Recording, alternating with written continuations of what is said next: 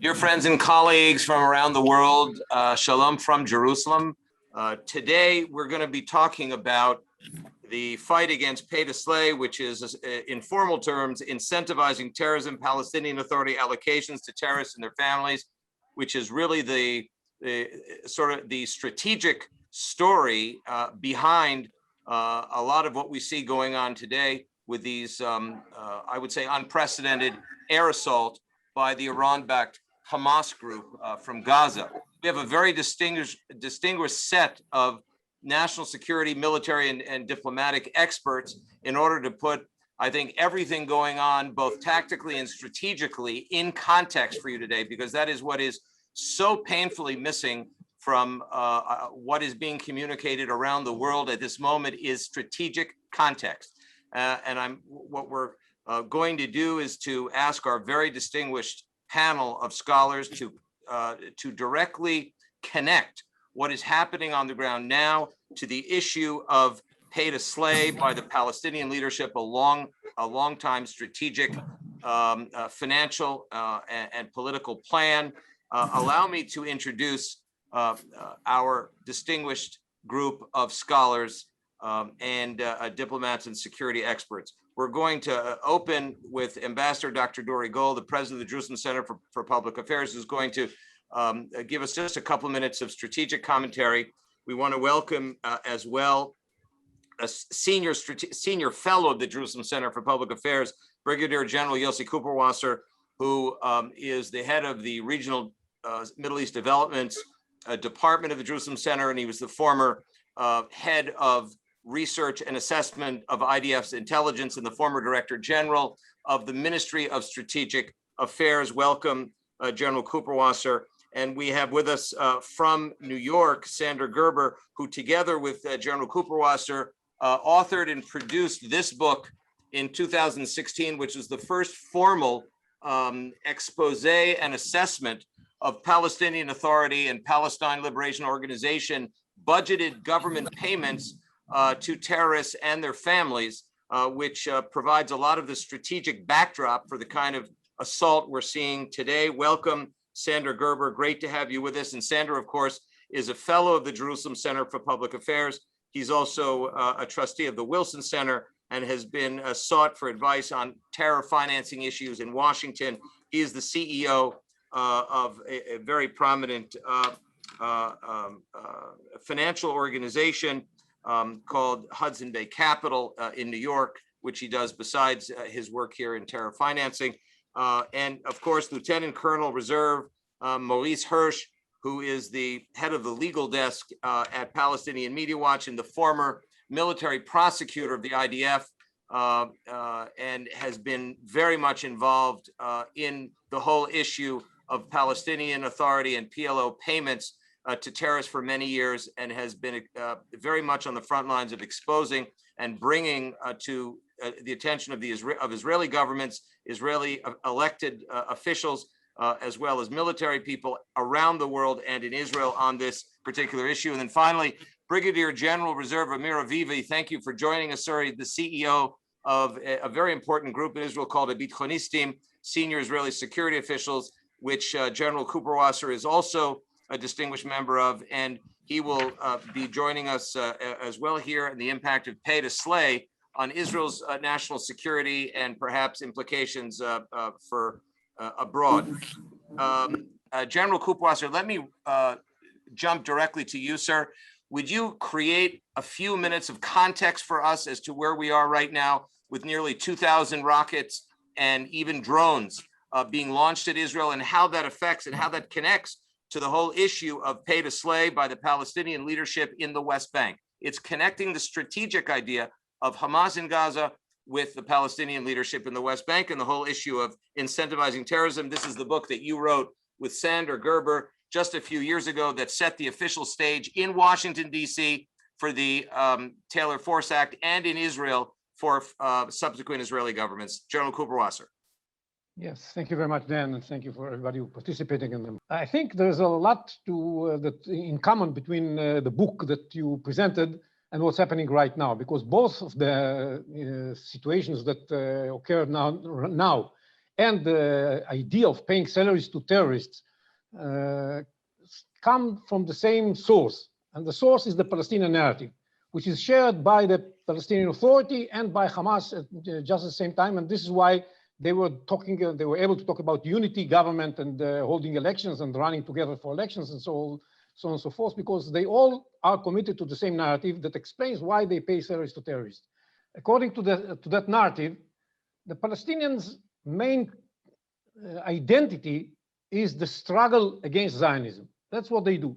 They struggle against Zionism because they don't believe that the Jews are a people or a nation.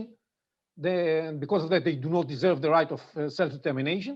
And they don't believe that the Jews have any historical sovereignty in this piece of land, the land of Israel, or what they call Palestine. And because of that, even if they were a people, even if they were a nation, and they aren't, of course, they shouldn't have their state in this place. That is the message of the Palestinians.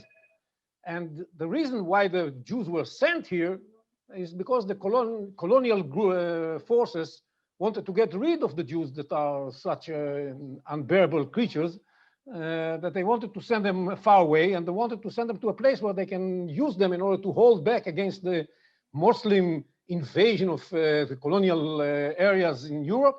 And this is the land of Israel. That's how Zionism was established. And the colonial powers were right. The Jews are terrible people. And how do we know that? How does this connect to what is happening right now? We know it because they are trying to destroy Al-Aqsa. They want to throw the Muslims away from Al-Aqsa and take it for themselves. These are the reasons for which everything that's happening right now is happening.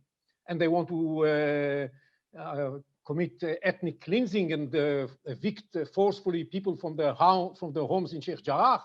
And these are all the things that those terrible Jews are doing because it's in their nature. And because of that, the Palestinians have to fight against them, and all kinds of fighting against the Zionist entity are legitimate. It can be just sticking to your land, like the people living in unlawfully in Sheikh Jarrah. They perform sumud, sticking to their property, which is not their property. This is one way of struggling, but terrorism is also a respectable way of struggling. And actually, the terrorists are the fighting sector of the Palestinian people, as is stated in the second clause of second article of the law, according to which the Palestinians pay the salaries. And that means that if you launch a rocket or launch a missile or commit any other kind of terror attack, you deserve the respect and the gratitude of the Palestinian people. And this gratitude is going to be transpired through this payment of salaries to the terrorists once they are in jail, or if they die during carrying out their attacks, then their family is going to be compensated for what the heroic things that they did. This is the narrative. Of course, this narrative also has to do with the commitment to return, what they call the right of return of the Palestinian refugees and their descendants to the land of Israel, and to the fact that they actually are here in order to protect not only the rights of the Palestinian people, but the right of the entire Muslim community by protecting the holy sites. And that's why we are fighting now over the Al-Aqsa Mosque and so on and so forth, / Temple Mount. Of course, they wouldn't say so. And this is where all this comes together.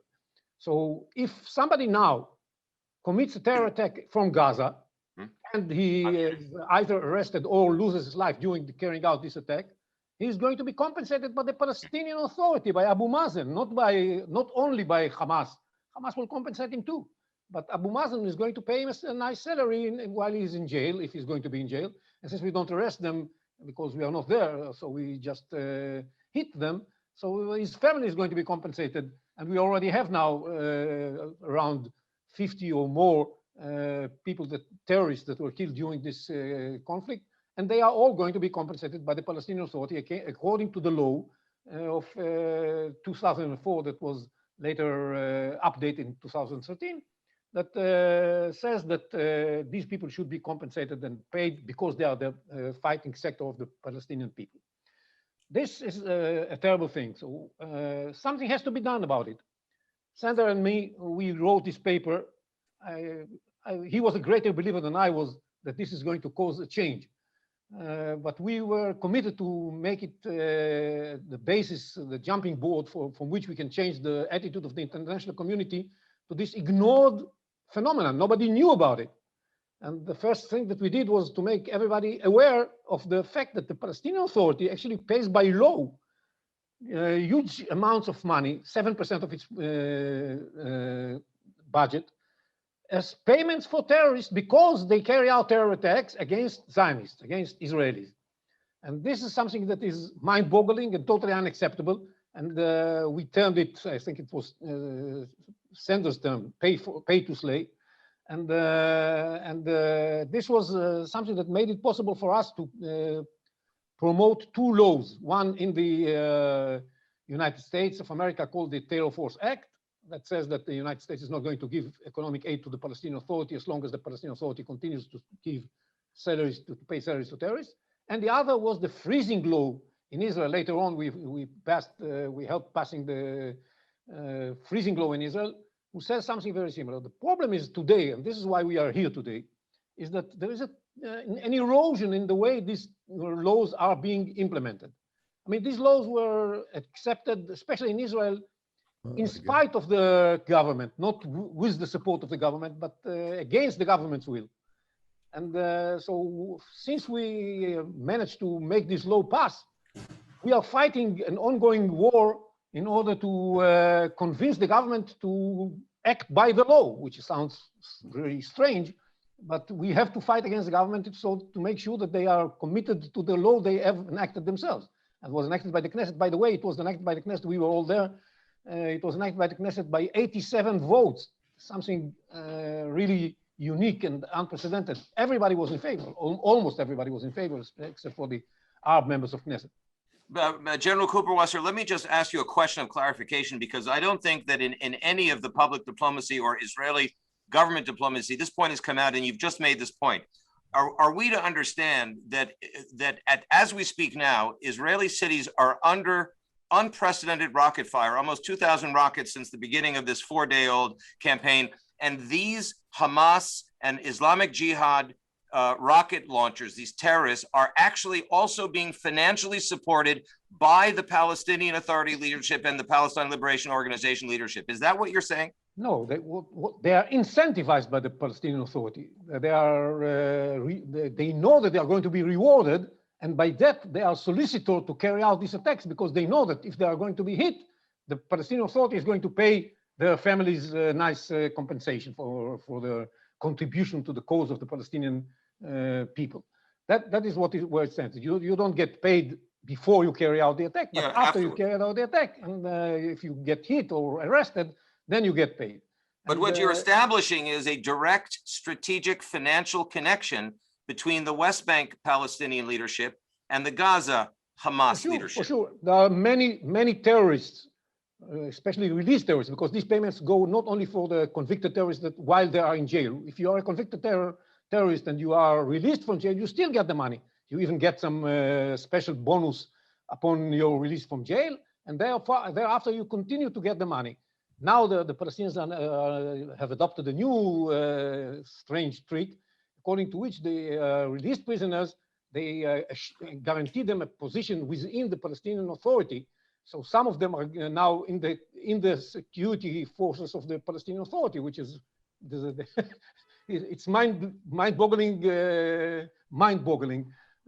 because how come the Palestinian Authority takes into its security organizations released terrorists? It's really strange, but this is what's happening right now because the Palestinians are busy now in an effort to convince the American administration that they can get the money from the US, even though they keep paying salaries to terrorists. So they try to all kinds of tricks to ease the pressure coming from the international community on that matter.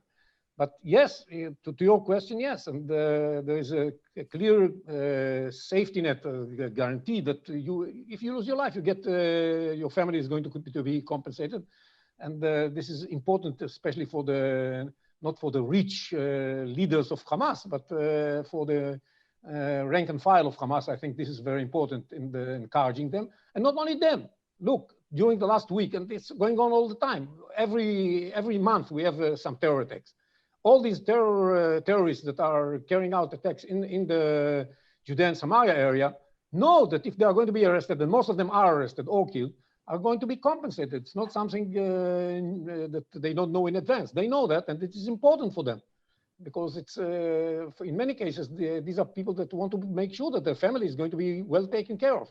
And this is a guaranteed way to make it happen. So yes, this is a clear incentive to terror. I want to touch on three things that I think must be done right now in order to fight against this totally unacceptable situation. First of all, I think we should put pressure on the two governments to act by the law. The Israeli government is lagging behind in freezing the amounts that the Palestinians use for paying salaries to terrorists out of the money transfers to the Palestinian Authority as taxes collected by Israel for the Palestinians. This is what the law says, that they have to deduct the amount that the Palestinians use for paying salaries to terrorists from the overall amount they transfer. They don't. They did only a partial job. The Americans are now playing, and the senator is going to refer to that, they're playing all kinds of games. We have to make sure that they stick by the law. Secondly, I think we should work hard in trying to add more countries to the group of countries that think that this is unacceptable. And the United Kingdom, Germany, that were just recently exposed as those who, out of ignorance and maybe some negligence, were involved in giving money to the Palestinian Front for the Liberation, Popular Front for the Liberation of Palestine, through all kinds of NGOs, definitely don't want to pay the PA money that will enable it to pay salaries to terrorists. So we have to put more countries on our side in this extremely necessary effort to deal with the incentives to terrorism. And the third is that we should designate the Palestinian Commission of Detainees and ex-detainees, the group, the authority inside the Palestinian Authority, or the agency inside the Palestinian Authority that is paying the salaries to terrorists. We should designate it as a terror organization. So we should be able to take steps against it, because right now, this is the organization that makes sure that these people get the salaries. And we should do something about it. We did designate at the time the Palestinian National Fund as a terrorist organization because they were doing that. But now, of course, the Palestinians moved to the committee, to the commission. So we have to declare and designate the commission as a terror organization. Thank you, General Kuperwasser. On that last point, which we'll come back to you on after we do the initial round of comments, I do know that Senator Gerber has been in touch with officials in Washington about the legislation, which is still on the books, that has assigned the PLO as a terror sponsoring organization. But Senator will tell us about his efforts there, because something that the public does not know about, something that has not been enforced in recent years. I want to turn to Ambassador Dr. Gold, who's rejoined us. Ambassador Gold, can you create a little bit of broader strategic context here for what we are currently facing and how it might connect to what General Kuperwasser is talking about, which is, this connection between the West Bank Palestinian leadership's terror financing and the type of rocket assault that we are under right now as we have this strategic roundtable. Ambassador Gold. Well, again, thank you for calling attention to this. Both Senator Gerber and General Kuperwasser have really been leading this. And we're going to be back to this subject in full force, which is why we're doing this webinar right now. The attacks that are going on in Israel as we speak from the Gaza Strip raise a question.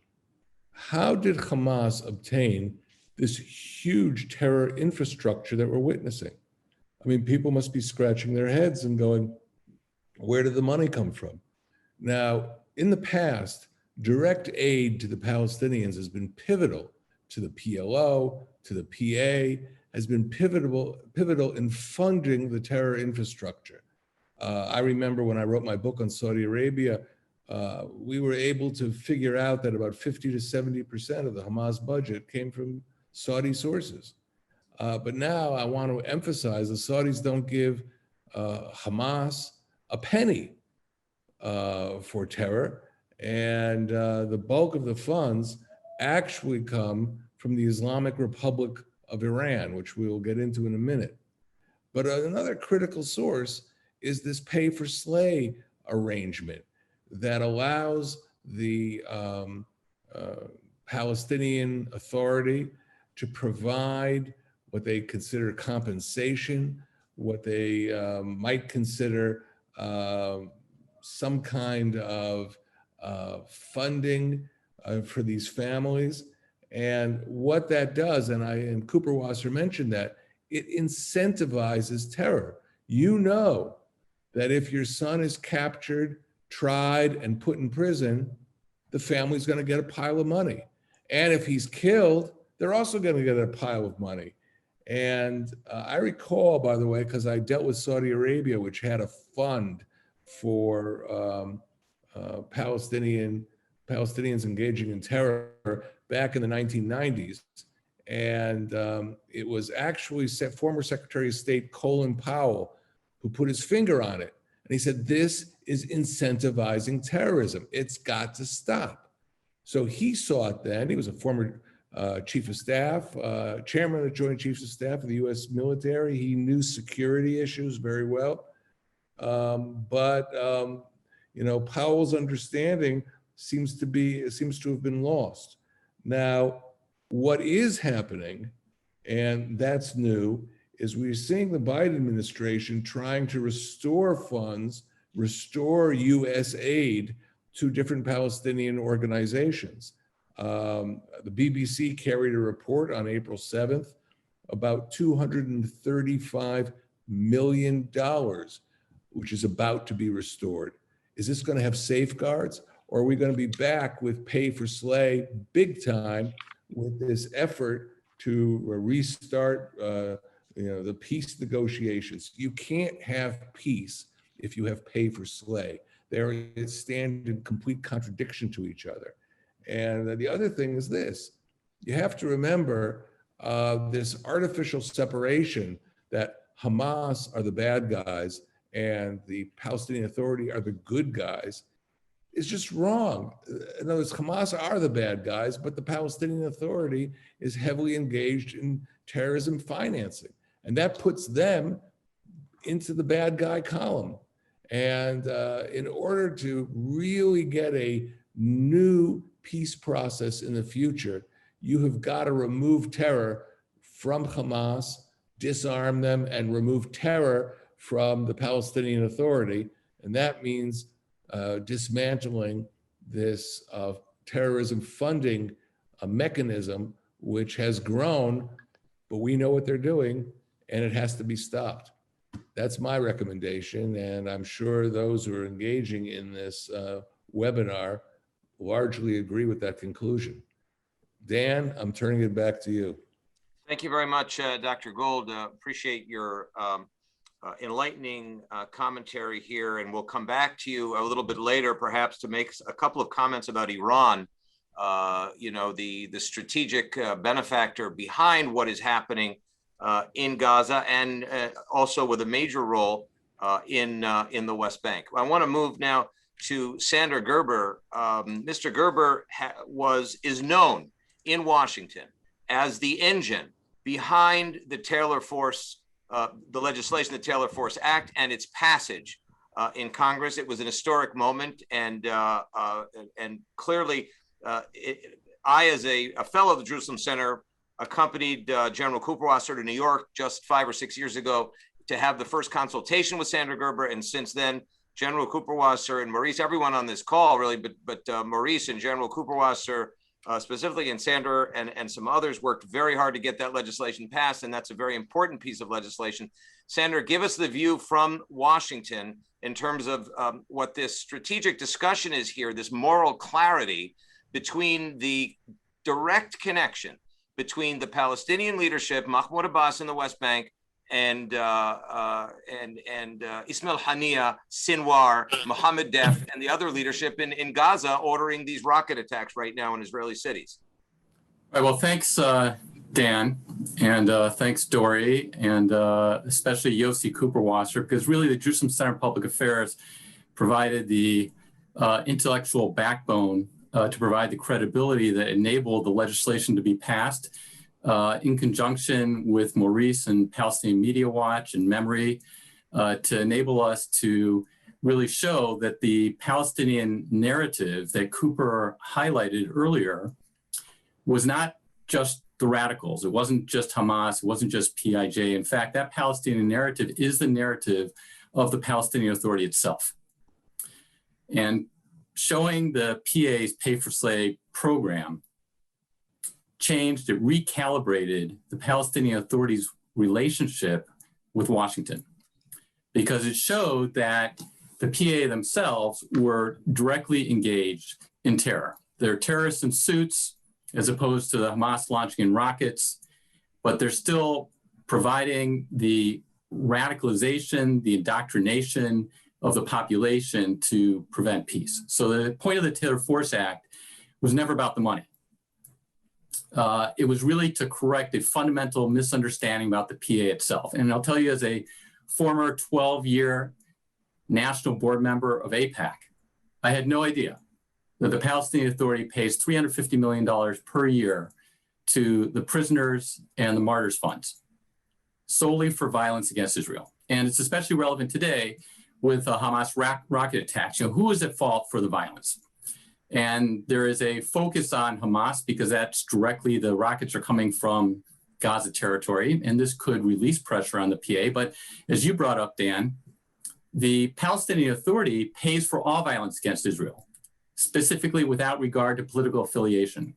So they pay Hamas activists the regular Pay for Slay program, and then Hamas gives a supplement. Or if you're PIJ, they'll give you a supplement. That's why a lot of the terrorists that are arrested claim to be part of these organizations, because they know that they will get not just what the Palestinian Authority pays to everyone, but they'll get a bonus on top of that from those organizations. So now the Biden administration is struggling to define the U.S. relationship with the PA post-Trump, while recognizing that Pay for Slay is against American values.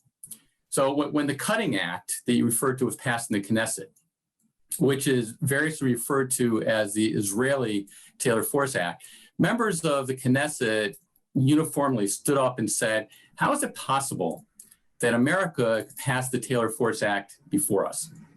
And in fact, General Udi Dekel at INSS just wrote yesterday, he said that Israel should strive for a stable, long-term relationship. Israel should strive for a stable, long-term settlement in Gaza that's not based on blackmail and actually strengthening of Hamas, but on strengthening the Palestinian Authority. In other words, Hamas is a terror sponsor, but the Palestinian Authority is trying to crack down on radicals. Israel must make concessions to the PA. Hence, the plight of the Palestinian people resides with Israel. And this was the view of the institutional Jewish community, and this was the view of center-right Washington before Pay for Slay. Now, significant parts of Washington understand that the Palestinian Authority openly and brazenly pays to kill civilians. And they're upset. And they're trying to struggle. How do we help the Palestinian people understanding that the PA is engaged in this activity? So I met yesterday with 9 senators. Now, all of those 9 senators have seen the Palestinian Authority laws, the Palestinian Authority budget, and they all understand very well that Fatah is competing with Hamas for the leadership of the Palestinian people, and Fatah is doing that through attacking Israel currently. Post the canceling of the elections, Fatah initiated, we have to protect Al-Aqsa. They, threw rocks and other riots, provoking an Israeli police defensive response. So then Gaza said, we are the protectors of the Palestinian people, and they start launching rockets. So the administration understands there's this problem, and it's more than just an ideological problem. It's codified in law through the Taylor Force Act that says that they are actively sponsoring violence against Israel. But still, some believe that they can reform the PA. And so what does this mean? I met yesterday with Menendez, and Menendez is chairman of the Senate Foreign Affairs Committee. Now, there is a law in the book that was passed in 1987 called the Anti-Terror Act, which says the PLO and all of its related entities are sponsoring terror, and they're a threat to the interests of the United States, and they should not benefit from having a mission in Washington, D.C. Now, even though this was passed in 1987, and it's been waived every year since 1988 by the president, it's still in force. Menendez says that this should not be waived unless pay for slay is stopped. Now, the administration is working with a boss. A boss apparently has submitted proposals. They're now discussing those proposals. I think that it's critically important for us that we must make crystal clear that, as Cooper said, this is the Palestinian narrative. In order to change that narrative, it's not just saying we're going to pay terrorists on a welfare system. Rather, the pay-for-slay laws must specifically be revoked by the Palestinian Authority. The bureaucracies that have 550 full-time people handing out $350 million of payments to 36,000 Palestinians. Those bureaucracies of 550 people must be dismantled, and of course the budgets must be zeroed out. And until that's done, you just can't have any assurance that there will not be a further shell game. So this issue relates to a host of factors, including providing money that directly benefits the Palestinian Authority, which is prohibited under the Taylor Force Act until they stop pay for slay. It affects the issue of the return of the potential return of the PLO mission to Washington, D.C. It all hinges on stopping pay for slay. So thank you for the program, and happy to answer any questions. Thank you very much, Senator Gerber. We're going to have probably a series of questions that are being submitted right now, and then we'll field those after we hear the initial comments of Lieutenant Colonel Hirsch, and also we're going to go to Major General to Aviv momentarily. Let me just pick up here, Lieutenant Colonel Advocate Hirsch. There seems to be some confusion in the West, especially you hear organizations in Washington, such as J Street, for example, who says that the pay for slay is really a misrepresentation of what is essentially Social Security payments to Palestinian families that was essentially established in the Oslo Interim Accords in September 1995. As a former chief, as an investigator, not only an analyst, investigator, but former chief prosecutor of the IDF, who understands deeply terror financing, would you draw a distinction for us, please, as to the difference between this $350 million fund for what they call martyrs, and the differentiation between that and the regular Social Security fund that the Palestinian Authority distributes to its residents? Hi, Dan. Thanks for the question and the opportunity to really provide the background on this subject. I'll start maybe with a quick story. I'm the head of the prosecution. I was the head of the prosecution in 2013 to 2016. I made plea bargain discussions with a Palestinian lawyer regarding one of his clients, and I offered him a plea bargain of 52 months in jail. A week later, and the defense lawyer comes back and says, my client has decided to reject the offer. He wants to stay in jail for 60 months. I've never heard such a ridiculous idea. I didn't have a reputation of being the most lenient of prosecutors. And the idea that the terrorist wanted to stay in jail for more time than I was asking was just incredible for me. It was only when I left the army and I joined Palestinian Media Watch did I really understand what the terrorist was talking about. I cannot stress enough what Yossi touched on before and what Sander mentioned before, the institutional nature of pay for slay. There are specific laws within the Palestinian Authority that provide for the payment of these salaries to the terrorists. as a reward for acts of terrorism. That is the only reason and the only basis for the payments, as a reward for someone that the Palestinian Authority sees as one of their employees carrying out an act which they sent them to commit. PA sends Palestinians to commit acts of terrorism as their agents, and therefore what do you do with those agents? You pay them a salary, you pay them their compensation. That compensation has to be commensurate, obviously, with the crime. And that is the way that pay for slay is built. It's the longer the time you spend in jail, i.e., the more severe the crime you committed and the longer the sentence you receive, so your salary rises over time. It's exactly like being an employee of the government. The more time you spend in the employment of the government, the higher your salary rises. It rises to the level, just to understand this, to the level of a terrorist receiving the salary that is equivalent to that of a PA minister. You're a minister in the government or you're a senior terrorist, you receive the same payment. Those payments cannot and can never be seen as any type of a welfare payment. There are really a dozen different arguments that you can bring. I'll just give you a few of those arguments. Firstly, there is no needs-based requirement for those payments. 70% of the terrorists in jail are single. They have no families to support. They are not supporting their parents. No one asks them the question of how many mouths are you actually feeding? How many mouths did you feed before you went into jail? The payment is simply a reward for terrorism. Similarly, if you're an indigent terrorist or if you're a wealthy terrorist, you receive exactly the same payment. It doesn't matter what your financial background was.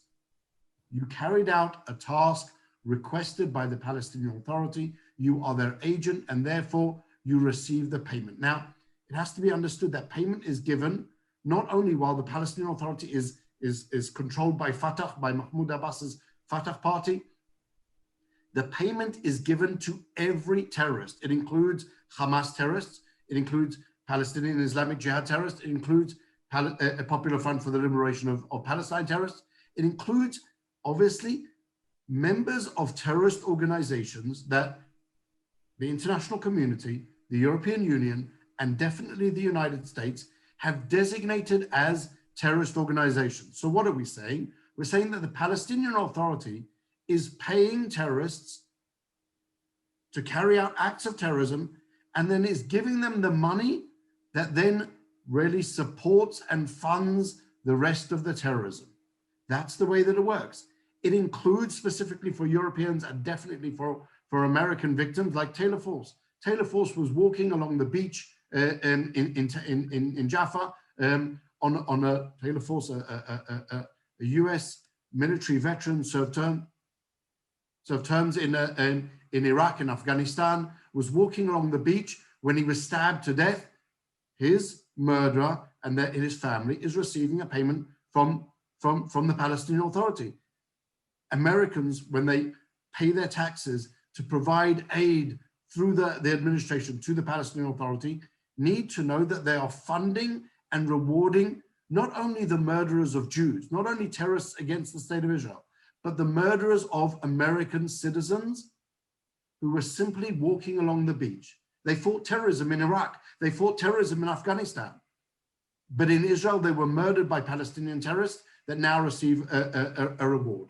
These are payments that clearly incentivize terrorism. We had in the prosecution very clear statements of terrorists. One terrorist came along and said, well, I'd been in jail for a few years. I'd managed to save X amount of money. I wanted to get married, but I didn't have enough money. So I returned to another terrorist adventure to return to prison in order to get more money to buy our house. Another terrorist said, I had tremendous debts. I wanted to commit suicide, but if I simply kill myself, then my family gets nothing. But if I go and try and carry out a terrorist attack and get killed as a so-called martyr, then my family will be financially taken care of for the rest of their lives. Not only for the rest of my life, obviously I'm going to die, but for the rest of their lives.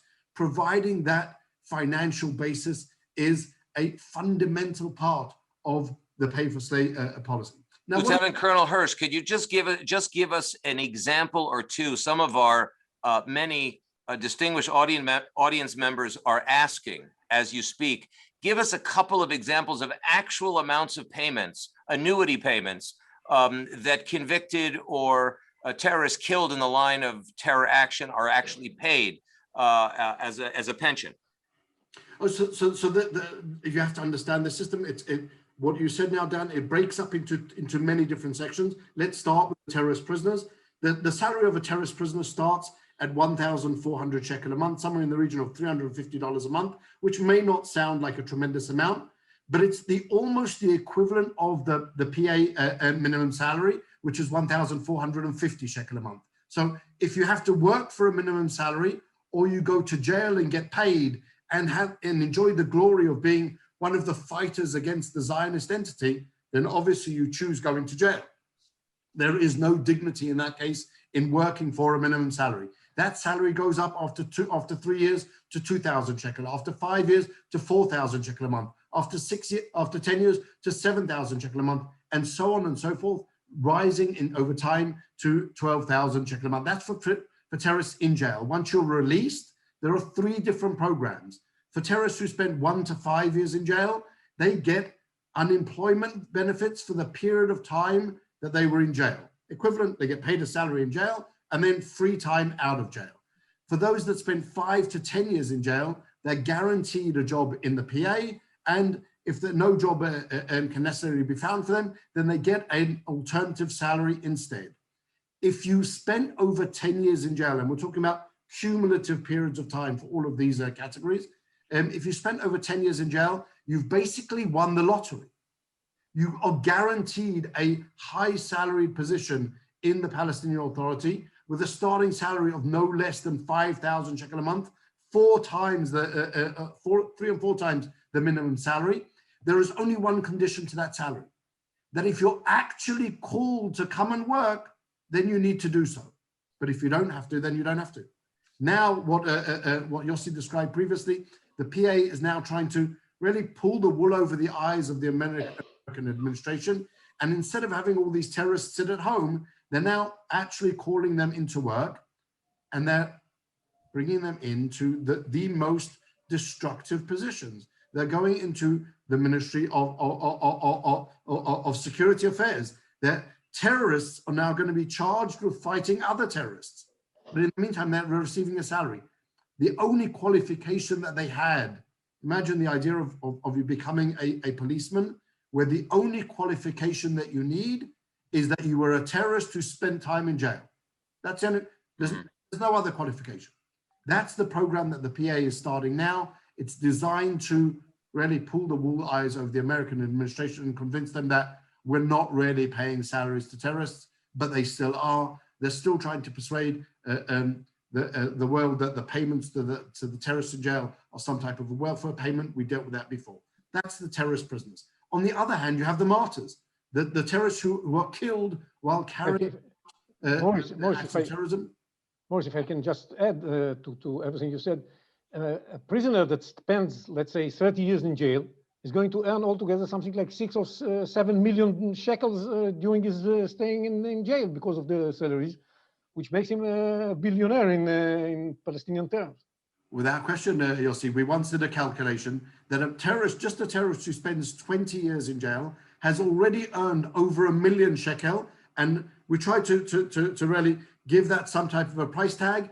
It means that in Israel, where cars, as I'm sure most people know, cars are extremely expensive, a terrorist, just for spending 20 years in jail, which as a prosecutor, I can say, you need to have carried out severe terrorist offenses to spend that time in jail, can go out and buy a Ferrari with that money. Why can he buy a Ferrari?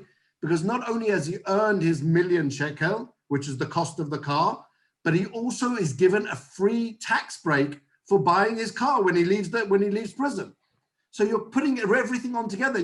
There's incentive after incentive after incentive. You get a special grant for finishing your period of time in jail. There was just a terrorist released after 35 years in jail for murdering an Israeli soldier. He was an Israeli citizen. He received a special bonus payment for being an Israeli citizen who murdered an Israeli soldier. And he left jail and he was given a $25,000 one-time release bonus.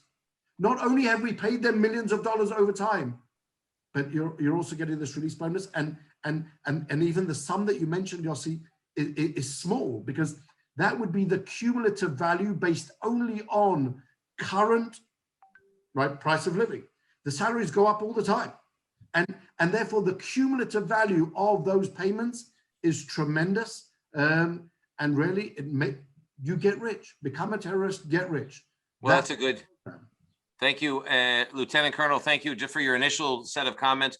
I want to just get the initial comments of Brigadier General Amir Avivi, CEO of the HaBithonistim, the senior Israeli security officials who over the last couple of years have formed a very robust a group and a counterpart to what is better, who may be quite well known in the halls of Washington, which are the commanders for Israel's security. This is a counterpart in a very different group. Brigadier General Avivi, help us understand sort of the larger picture from the point of view of the HaBithonistim and some of the other, I mean, Lieutenant Colonel Hirsch ended his comments with pulling the wool over the eyes of many in the public in Israel and abroad regarding government mandated terror payments by the Palestinian leadership. What else, what other wool is being pulled over the eyes of the international community from your point of view, sir?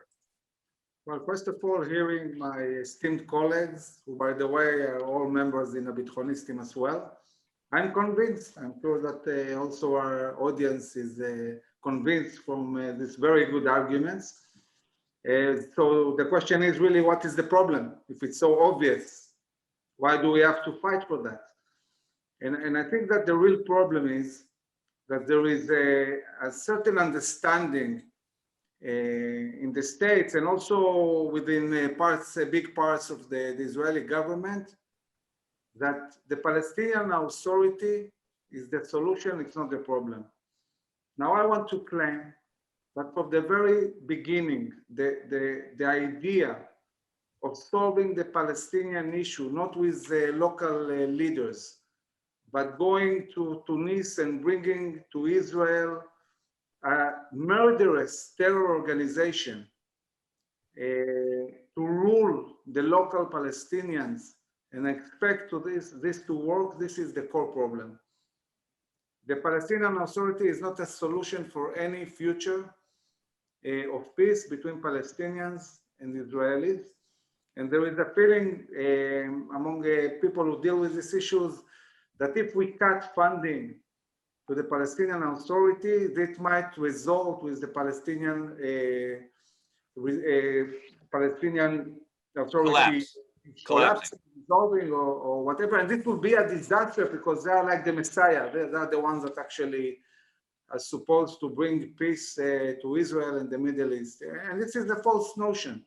When we met HaBithonistim with Prime Minister Netanyahu, he asked us what will happen if the Palestinian Authority will collapse. And we said to him, actually, not necessarily such a bad idea. It happened in the past. We dealt with it in 2002, in the big operation we held in Judea and Samaria. And at that time, actually, the Palestinian Authority collapsed. And we worked with the local leaders in the cities. We didn't deal with the everyday life in the Palestinian cities.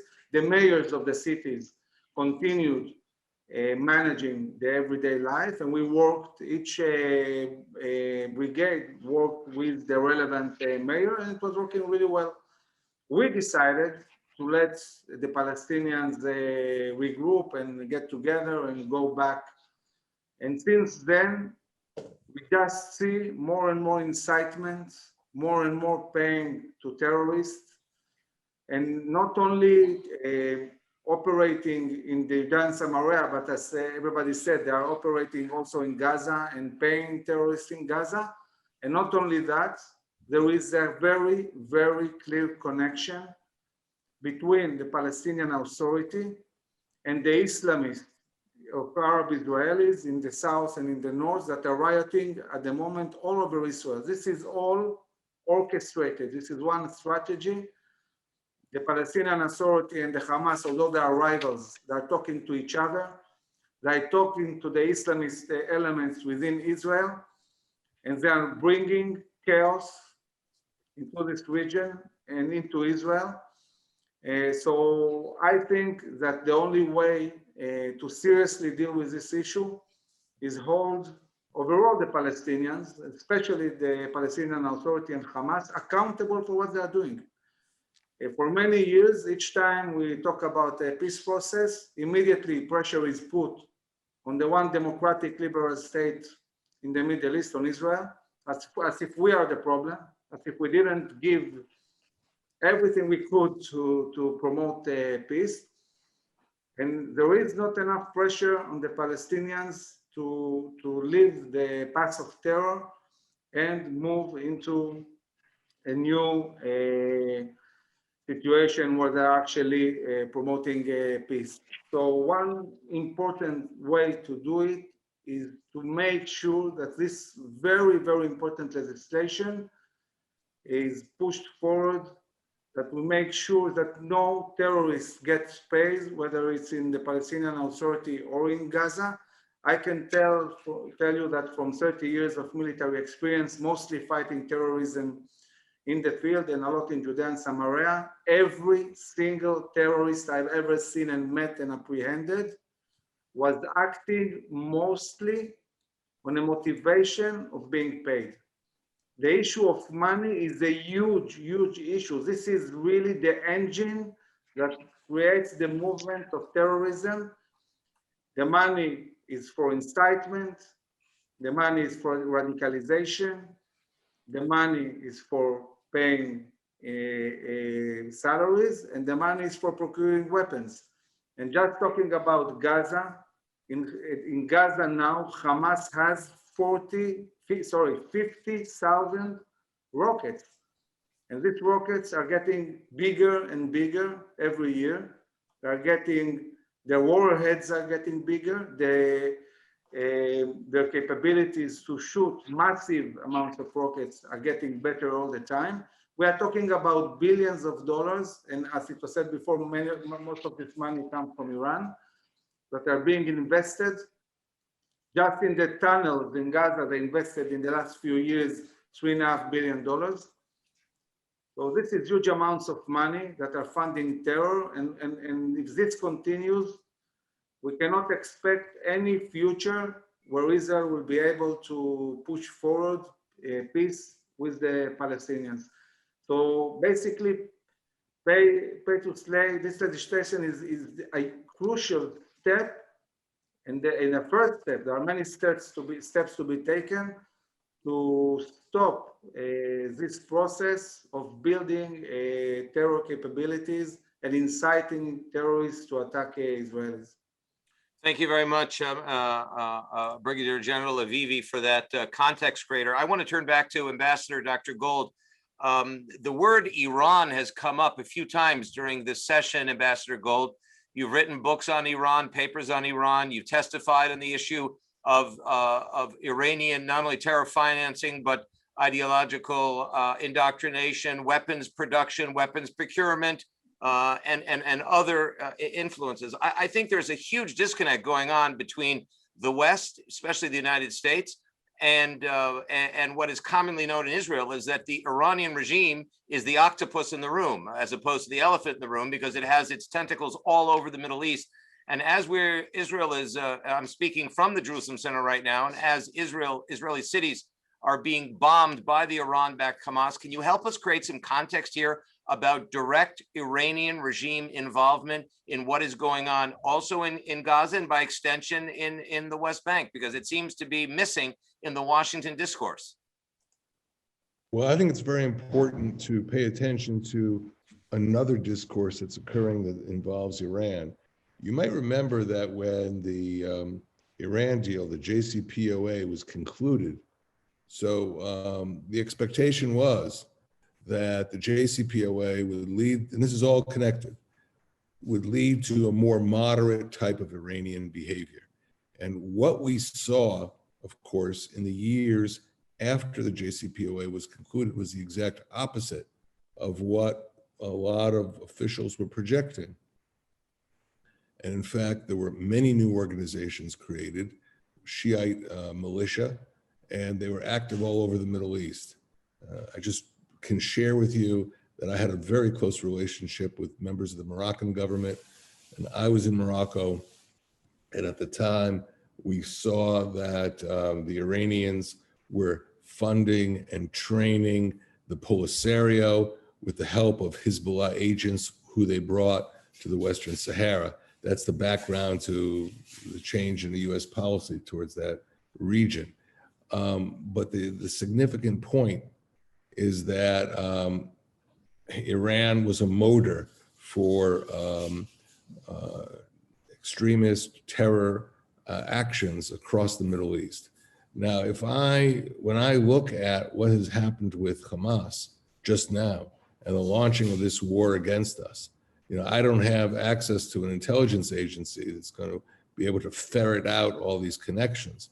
But I would be surprised if there is no Iranian context to this war against us. And I think it's something that we should be looking at. It's something that the US government should be looking at. And if the West wants to renew the Iran deal, then, hey, pay attention, because it is very likely that the anticipation of billions of dollars that will come to Iran as a result of moving forward with a new Iran deal is going to have really dangerous consequences. The last point I want to make is, in the last year, I became fascinated with what has been going on in Yemen and its implications for the security of Saudi Arabia. And because what we have seen is that the Houthi militia, that's the pro-Shia militia in Yemen, has been backed by Iran militarily, financially, and they've been launching missiles, they've been launching drones into the heart of civilian areas in Saudi Arabia, including into Riyadh. So why is that important to keep in mind? Because there is a direct correlation here between increased funds for these organizations and their military activity against Western allies. We are in that category. There's no way that this extraordinary attack against us, this extraordinary infrastructure that we've discovered in the Gaza Strip, is there without any Iranian context. And I don't see the Hamas undertaking a war against Israel on this scale without getting a permission slip from Tehran. So that has to be investigated, that has to be looked at, and Western policy towards Iran has to take that into account. In the meantime, we have to provide for the security of the people of Israel. Thank you, Ambassador Gold, a very important context trader. I want to throw out a question to the generals, and that is that the issue has been raised by a number of people, friends in Washington, as well as in Jerusalem and Tel Aviv. How is it that Israel, has Israel known about this massive buildup, this massive military buildup, this upgrade in capability of the Hamas? Israel's capability of controlling what goes into Gaza, what doesn't go into Gaza. How is it that the Hamas has increased its military and terror capabilities so appreciably in the last few years, while official Israeli policy has been to work with the Qataris in allowing many millions of dollars per month to go into Gaza in order to attempt to help the people of Gaza? And has that boomeranged?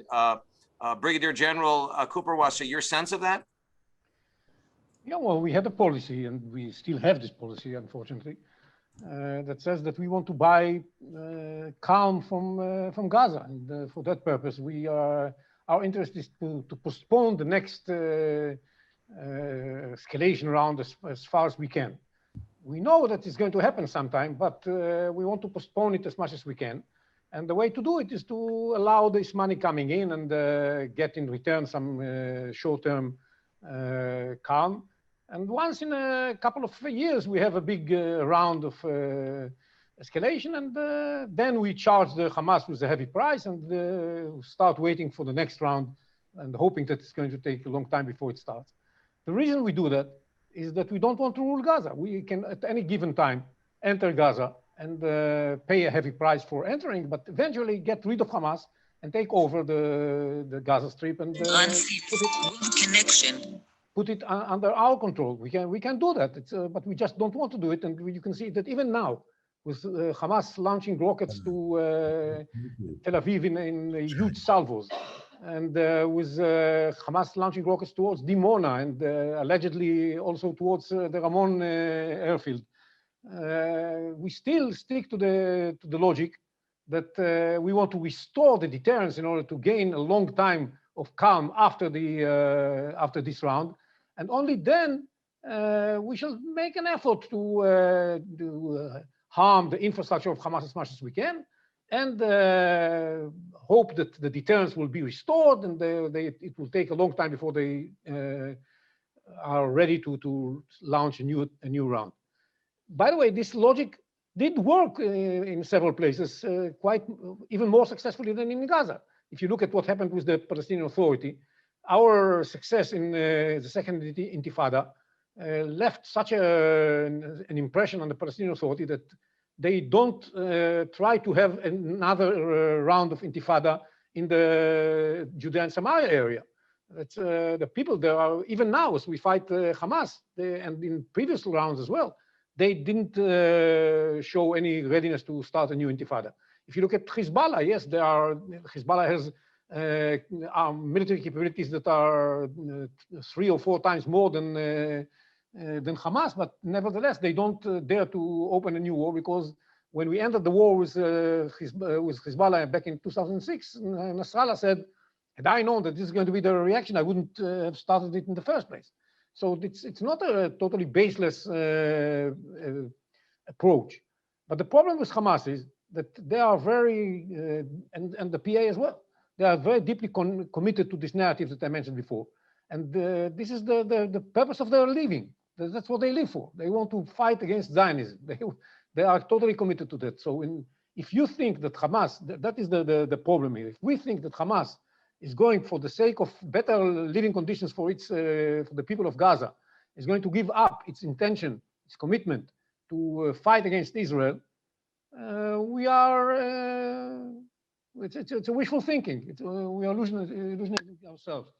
And we have to take a different look at the possibility of just getting rid of this impossible situation where Hamas is living in just behind the corner and can threaten every place in Israel with the rockets.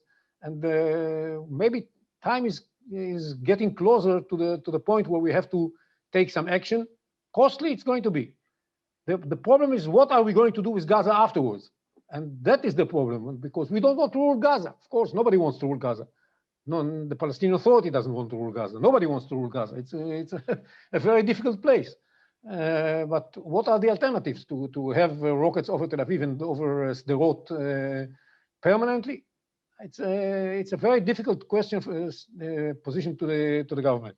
I want to say in this respect, look, when you look at our relations with the Palestinian Authority, we sometimes underestimate what we can do, because as General Avivi said, everybody was telling us, Sandra and I were experiencing it, and this was his first sentence when we just met. To me was, how come the entire Israeli military and security establishment is so worried about speaking about the pay for slave?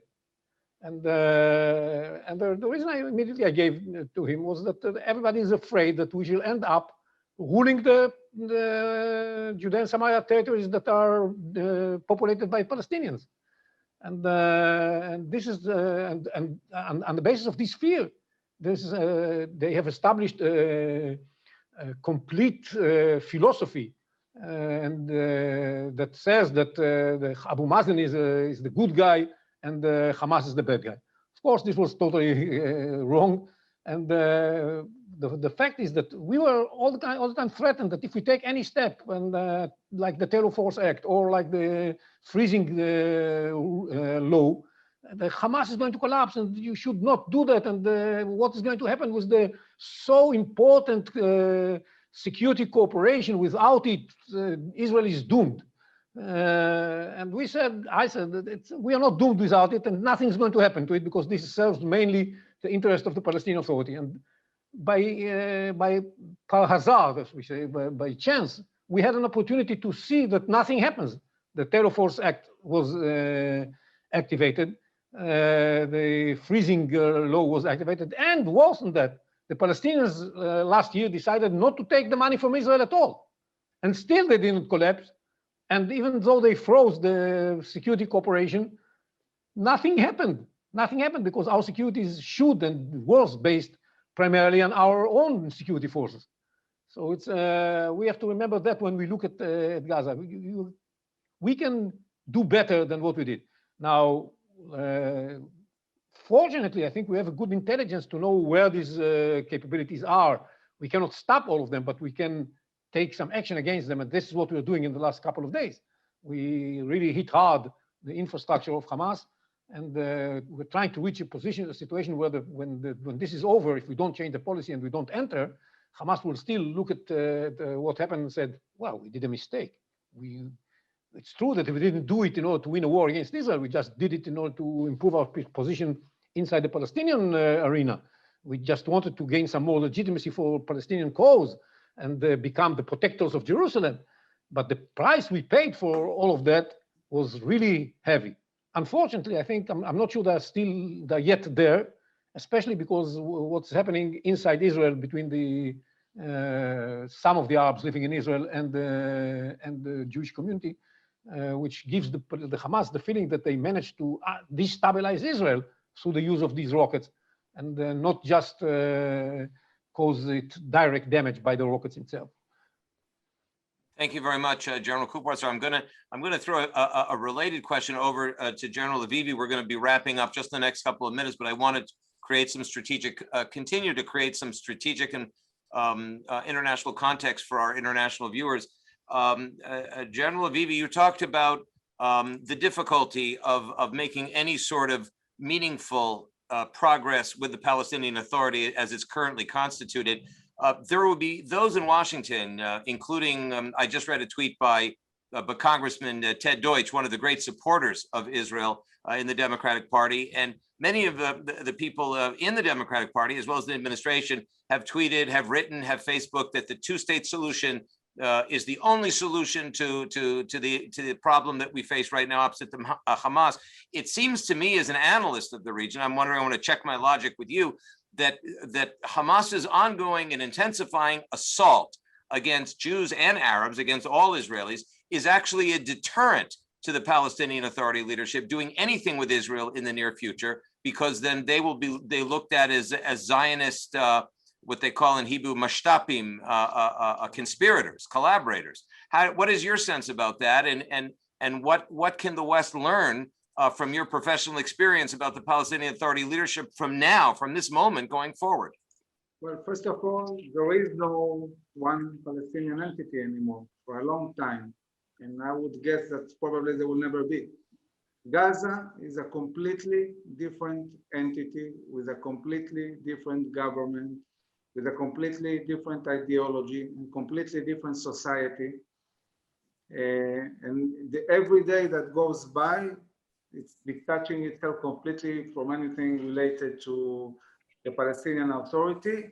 They do want to gain control also of Judea and Samaria, of the Palestinian Authority. But the other way, my guess would be, it will never happen.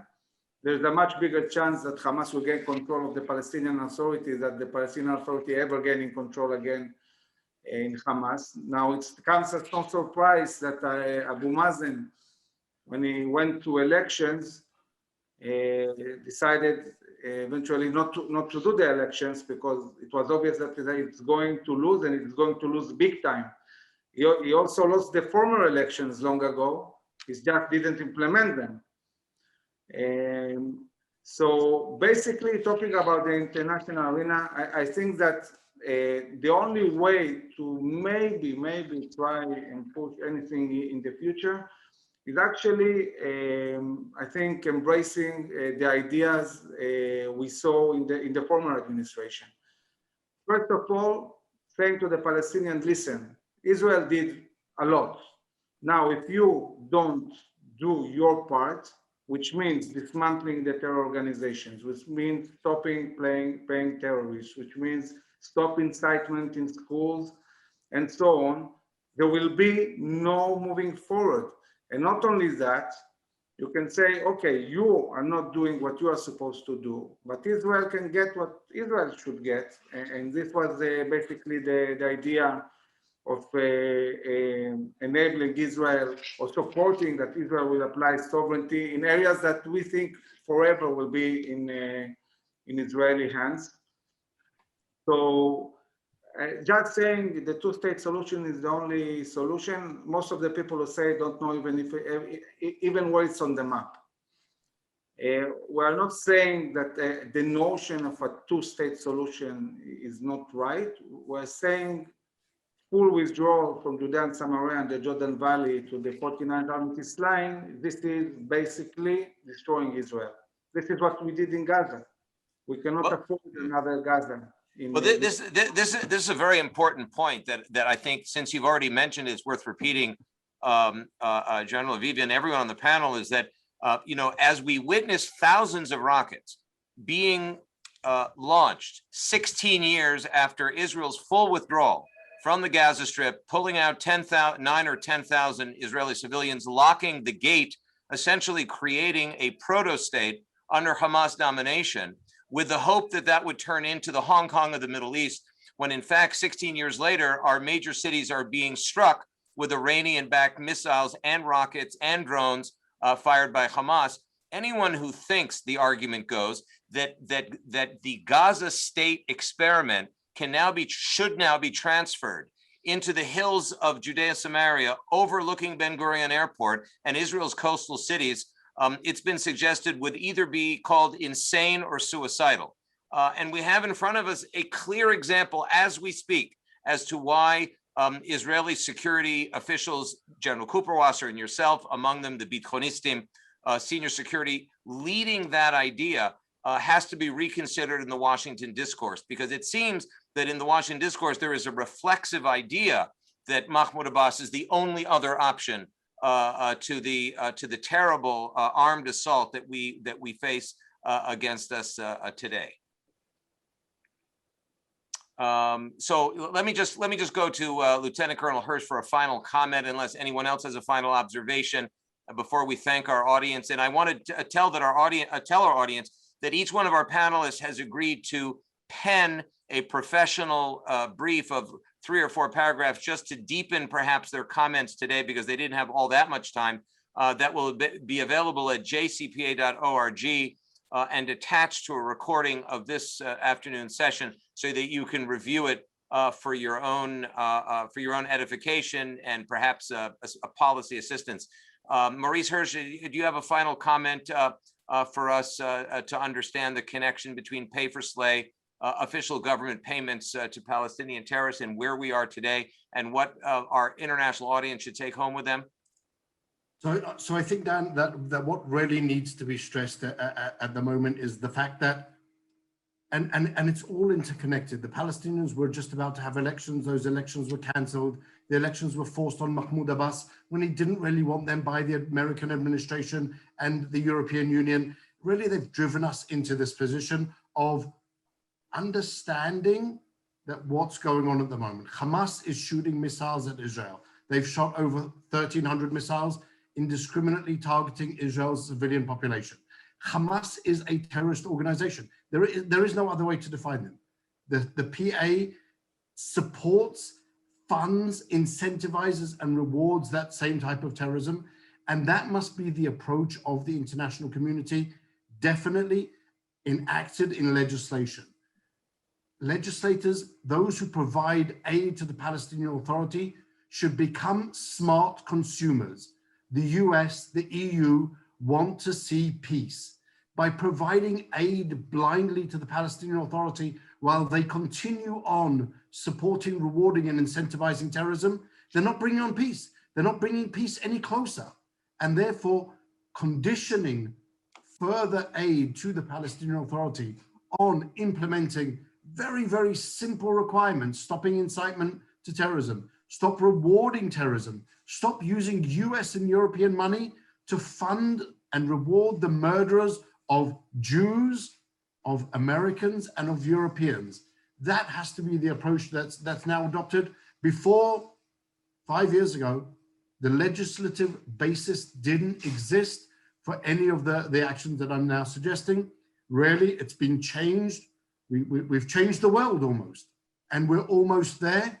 And I think we need to leave possibly on a note of positivity, that we've now set the legislative basis. The moral basis for action is very clear. We now need to just ensure that our governments, whether it be the US government, let's bring in Europe into this, make sure that the Israeli government does what they're meant to do, enforce the law, and we can put an end to pay for slay. And we can tremendously affect how this game plays out. Just a small anecdote to finish off. I was talking to one of the Palestinian defense lawyers recently in court, and I was telling him what I do since I retired from the army. He said, "How can you stop the payments to the terrorists? If you do that, I will lose 50% of my business. You're going to put me out of business." Everybody understands pay for slay incentivizes, supports, and rewards terrorism. If we put it into it, we can stop terrorism. Thank you very much. It's a challenge both to Israel and to the West.